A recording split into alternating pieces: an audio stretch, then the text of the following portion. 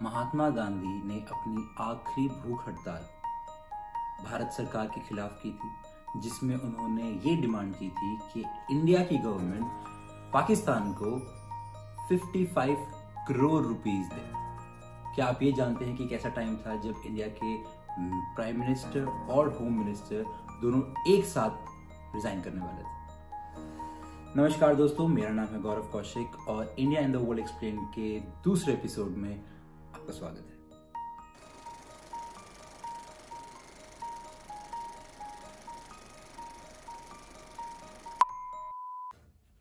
अगस्त 1947 को महात्मा गांधी दिल्ली में नहीं थे। वो उस समय कलकत्ता में थे, जहां पिछले एक साल से दंगे हो रहे थे। आजादी पे वो बिल्कुल खुश नहीं थे, क्योंकि आजादी तो हुई थी लेकिन बंटवारे के साथ। वेस्ट बंगाल के सीएम जब उनके पास आए और उन्होंने उनसे पूछा कि आप क्या चाहते हैं, किस तरीके से सेलिब्रेशन, तो महात्मा गांधी ने जवाब दिया कि इतनी तबाही में तुम्हें सेलिब्रेट करना है। बीबीसी यानी ब्रिटिश ब्रॉडकास्टिंग चैनल ने उनके सेक्रेटरी को कांटेक्ट किया और कहा कि हमें महात्मा गांधी से एक्सक्लूसिव बाइट चाहिए।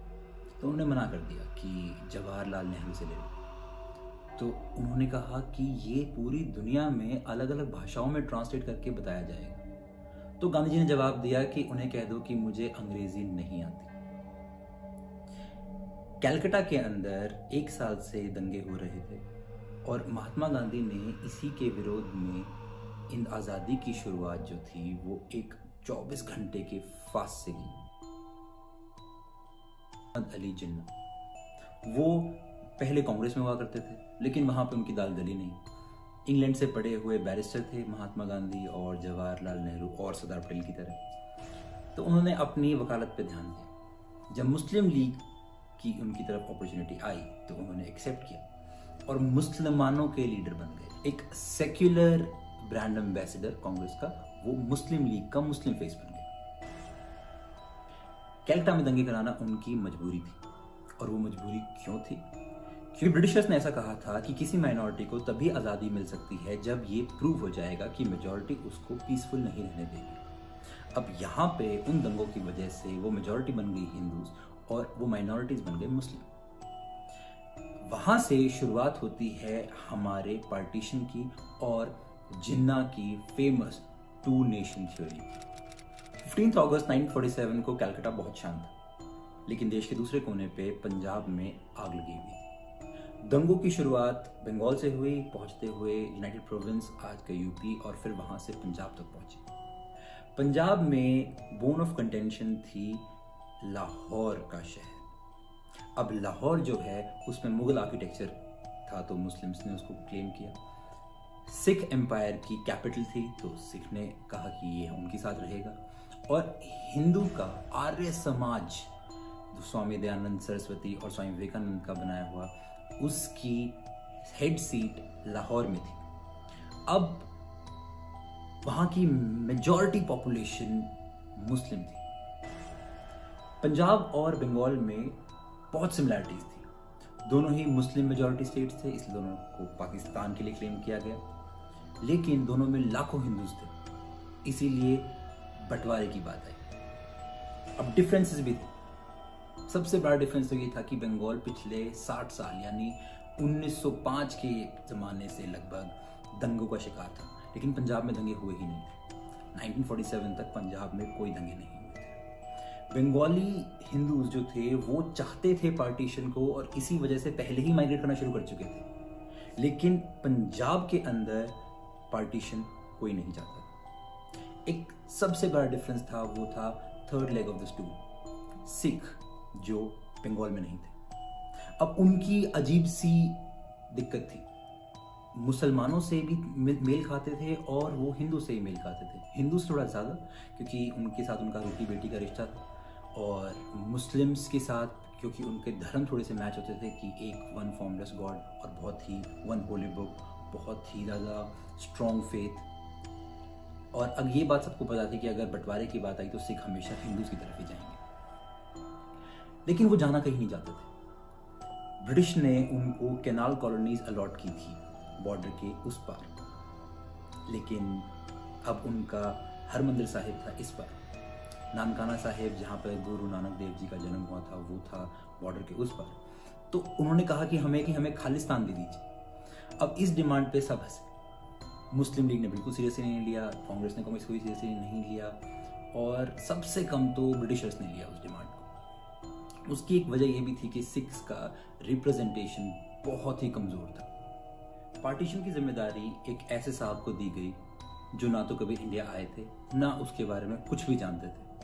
इनका नाम था सर साइरल रैडक्लिफ। ये जुलाई में हिंदुस्तान आए और इनको 5 हफ्ते दिए गए बंटवारा करने के लिए। इनको 4 एडवाइज़र भी दिए गए, जिसमें 2 मुस्लिम, 1 सिख और 1 हिंदू थे। लेकिन ये चारों आपस में लड़ते रहते, तो इन्होंने इन चारों को निकाल दिया।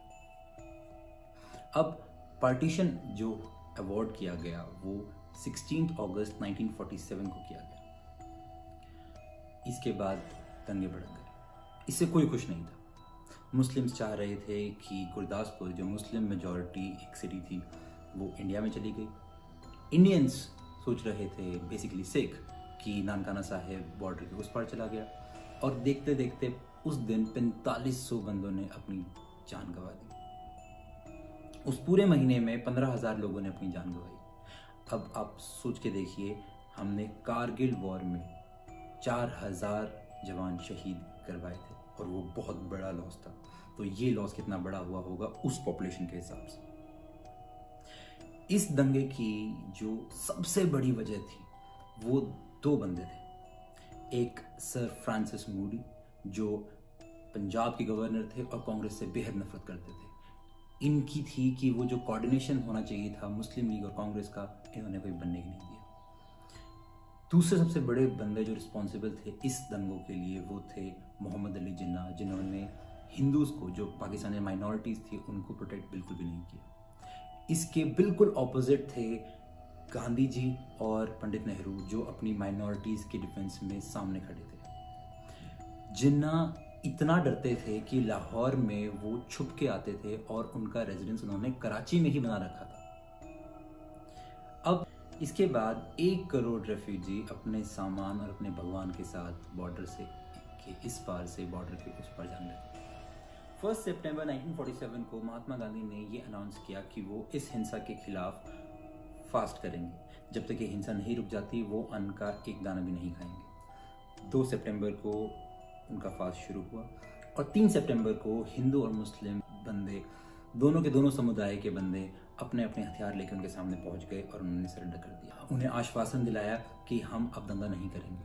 लेकिन गांधी जी को थोड़ी सी और स्ट्रॉन्ग आश्वासन की ज़रूरत थी। तो एक कमेटी बनी, जिस कमेटी के अंदर मुस्लिम लीग, इंडियन नेशनल कांग्रेस और हिंदू महासभा के लोग थे। उन तीनों ने आके गारंटी दी कि दंगे नहीं होंगे। इसके बाद 4 तारीख को उन्होंने अपना फास्ट तोड़ा। 7 तारीख को महात्मा गांधी दिल्ली की ओर निकले। दिल्ली में दंगाइयों ने रेफ्यूजीज जो पाकिस्तान से यहाँ पे आए थे उनके साथ मिलके, जो दिल्ली के लोकल मुस्लिम्स थे, और उनके प्लेसेस ऑफ वर्शिप जानी और उनके घर, वो सब लूट लिए थे।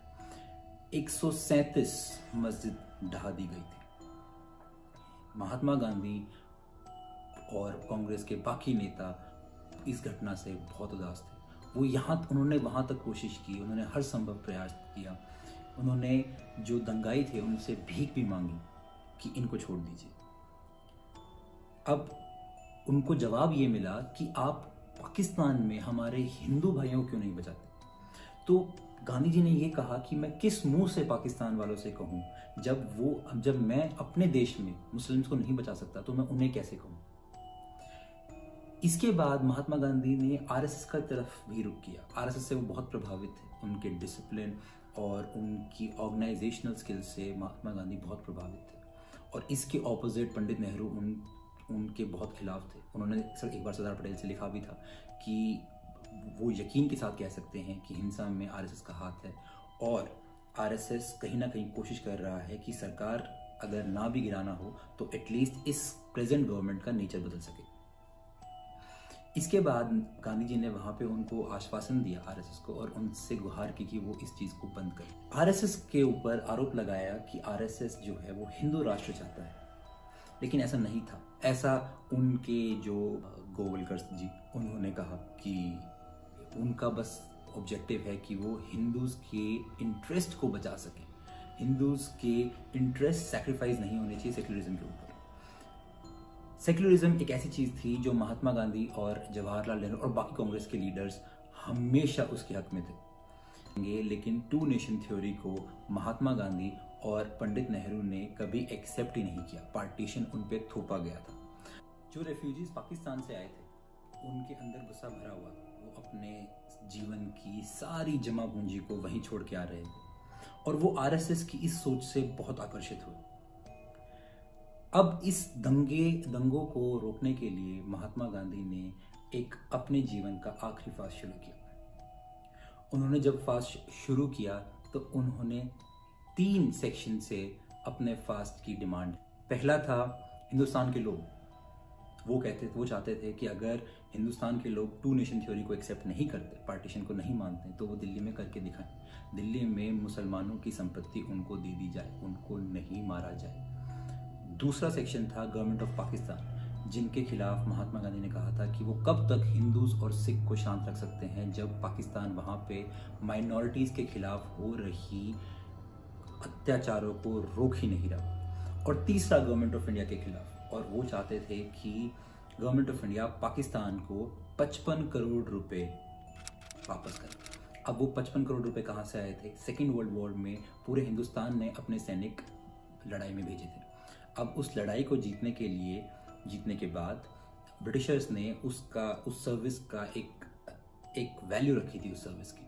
अब उस वैल्यू का जो हिस्सा पाकिस्तान वाले हिंदुस्तानियों के पास था, जो पाकिस्तान की तरफ शिफ्ट हो गए थे, वो रकम थी 55 करोड़, और वो कांग्रेस ने और या फिर इंडिया की गवर्नमेंट ने अपने पास रख ली थी, क्योंकि पाकिस्तान ने कश्मीर में हरकतें करनी शुरू कर दी थी।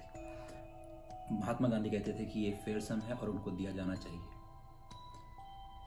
2 दिन बाद यानी 15 जनवरी 1948 को महात्मा गांधी की ये डिमांड गवर्नमेंट ऑफ इंडिया ने पूरी कर दी और पाकिस्तान को पैसे ट्रांसफर कर दिए। 17 जनवरी 1948 को राजेंद्र प्रसाद की अध्यक्षता के अंदर एक सेंट्रल पीस कमेटी का गठन हुआ, जिसके अंदर कांग्रेस, हिंदू महासभा, आरएसएस और जमात उल उलेमा के लोग थे। उन्होंने गारंटी दी महात्मा गांधी को कि अब से दंगे नहीं होंगे। इस दौरान उन गांधी जी के मित्र ने उनसे पूछा भी था कि अगर आपकी इस वजह से मृत्यु हो गई तो दंगे और भड़क जाएंगे। तो महात्मा गांधी ने कहा था कम से कम मैं उसको देखने के लिए जिंदा नहीं होऊंगा, और मैं ये मानूंगा कि मैंने अपना हर संभव प्रयास किया इन दंगों को रोकने के लिए। अंततः 18 तारीख को उनका फास्ट टूटा, लेकिन डिस्ट्रप्शंस फिर भी होती रही उनकी मीटिंग्स के अंदर। मदन लाल नाम के एक रेफ्यूजी ने उनके सभा के अंदर एक बॉम्ब डाला, जिससे कोई घायल नहीं हुआ। 20 जनवरी को मदन लाल के द्वारा किए गए हमले से भी महात्मा गांधी डरे नहीं और वो लोगों से मिलते रहे, बिना किसी सिक्योरिटी के, बिना किसी बंदोबस्त के। फाइनली 30 जनवरी 1948 नथुराम गॉडसे ने उनकी गोली मार के हत्या कर दी। उन्हें बाद में फांसी भी हुई, और फांसी से पहले उन्होंने कोर्ट में एक स्पीच दी जिसमें उन्होंने महात्मा गांधी को प्रो मुस्लिम बताया। उनकी मृत्यु के बाद एल्बर्ट आइंस्टाइन से लेके जॉर्ज बर्नार्ड शॉ तक सब ने उनको श्रद्धांजलि दी। लेकिन सबसे वाहियात कमेंट इस पे मोहम्मद अली जिन्ना का है, जिन्होंने इस घटना को ये बताया कि एक हिंदू समुदाय का एक बहुत नुकसान हुआ है। जी, हिंदू मुसलमानों को तो एक नहीं कर पाए, लेकिन उनकी मृत्यु ने भारत के प्रथम प्रधानमंत्री और प्रथम गृह मंत्री, इन दोनों को जरूर एक कर दिया। लेकिन ये नाराज क्यों हुए थे? जानने के लिए देखते रहिए India and the world explain मेरे गौरव कौशिक के साथ।